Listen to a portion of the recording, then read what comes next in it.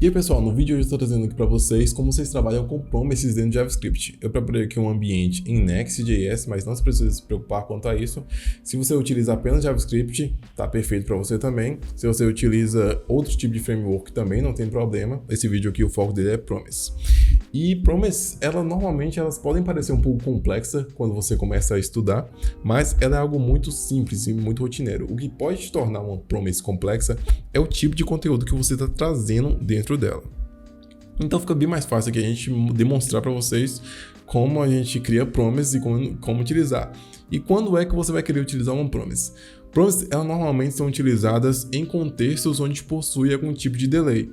Ou seja, promise, como o próprio nome já diz, é uma promessa. Ou seja, você vai prometer que você vai retornar algum tipo de resultado, seja um resultado positivo ou um resultado negativo.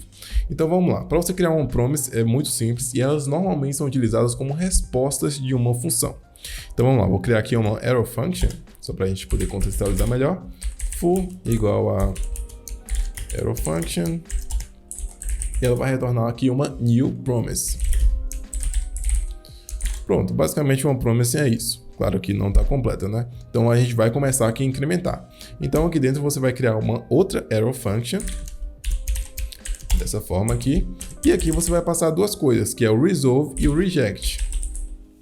Uma promise, ela pode ter só um método resolve, sem problema. Isso acontece quando você tem certeza que ela vai ter um método resolvido positivo. Mas quando você está em dúvida se vai ser positivo ou negativo, como por exemplo uma consulta em uma API, que ela pode ter, por exemplo, uma falha no banco de dados e retornar um reject, então nesse caso você vai usar o resolve e o reject. Então aqui, inicialmente, vamos deixar apenas o resolve, só para a gente ir aos poucos e depois a gente coloca o método reject. Eu vou até limpar isso aqui para ficar melhor. Pronto. E aqui dentro eu vou passar o resolve. Essa aqui é a forma mais básica. Revolve é complicado, né? Resolve, pronto. Esse aqui é o método mais básico de você utilizar uma promise. Eu vou utilizar aqui um useEffect, que é um método que possui dentro do React e que o que ele faz é simplesmente rodar algum tipo de coisa depois que a página está carregada. Então eu vou colocar aquele para rodar o full. Fazendo isso aqui não vai acontecer absolutamente nada, porque para você pegar a resposta de uma promise, é importante você fazer o seguinte: você vai utilizar o método then para você pegar o resolve e você vai utilizar o método catch para você pegar o reject. Então, para você pegar a resposta positiva dessa promise aqui, eu vou utilizar o then. Então aqui vou passar um then. Perfeito. E aqui dentro eu vou pegar o res, ou seja, com esse res aqui, eu estou pegando a resposta, o que está vindo aqui dentro da promise, que é o ok. Então eu vou aqui dar um console log no res.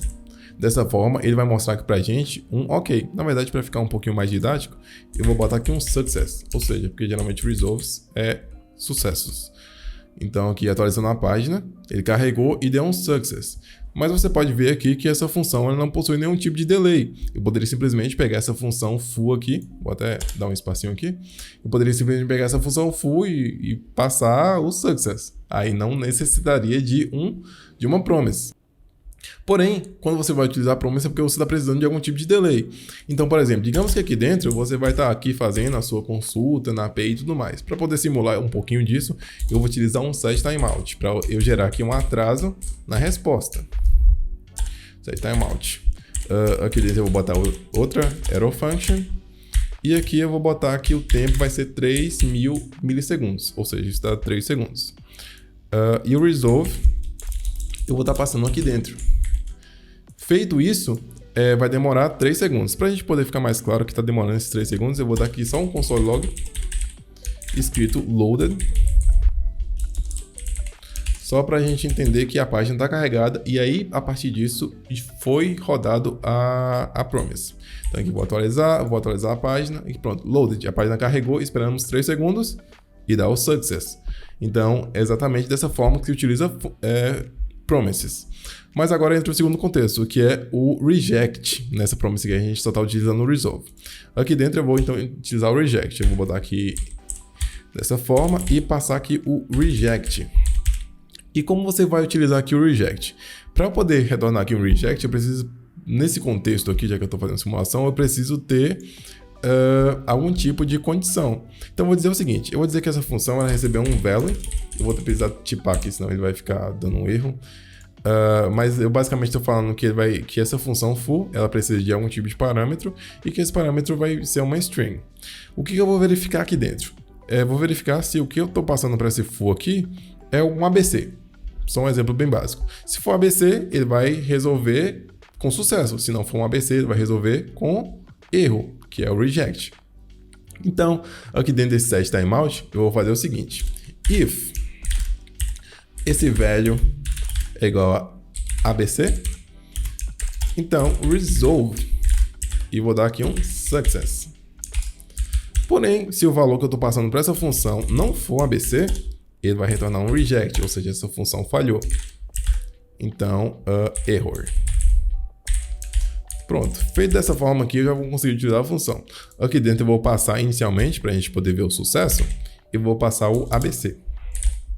Então pronto, fiz isso, atualizei, vou carregar aqui a página de novo, loaded, esperamos 3 segundos e pronto, deu success.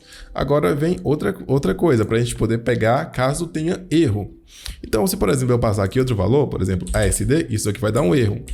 Eu vou atualizar aqui a página, aí você vai aguardar os 3 segundos e vai retornar um erro. Por que retornou um erro? Porque para você poder pegar o reject, você precisa pegar o reject através do método catch, porque o reject é o que deu errado na promise. Essa é a lógica. Então, para eu poder pegar esse error aqui, eu vou, por exemplo, passar aqui um catch.